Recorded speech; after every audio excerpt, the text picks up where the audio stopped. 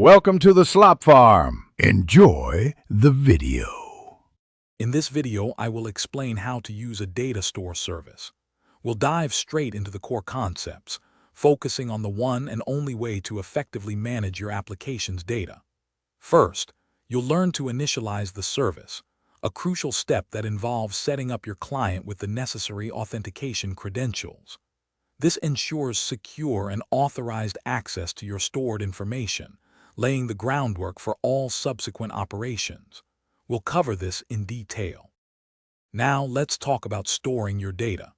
The primary method involves using the put operation, which allows you to insert new records or update existing ones. Before storing, it's essential to serialize your data into a format the service understands, commonly JSON or protocol buffers.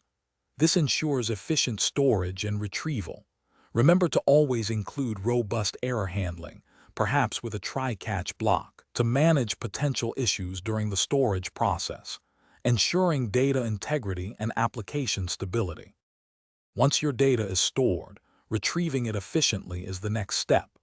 The GET operation is your go-to for fetching specific records.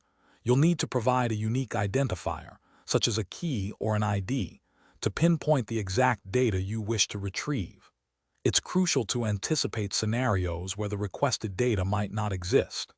Implementing checks for null or empty results will prevent runtime errors and ensure your application gracefully handles missing information, providing a smoother user experience.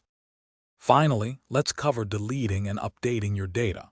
To remove a record, simply use the delete operation, specifying the unique key of the item you wish to discard. For updates, you'll perform another put operation, using the exact same key as the existing record. The service will then overwrite the old data with your new information. Always consider the impact of these operations on your application state and user experience, ensuring data consistency across all interactions. Thanks for watching. Consider subscribing if we helped you today.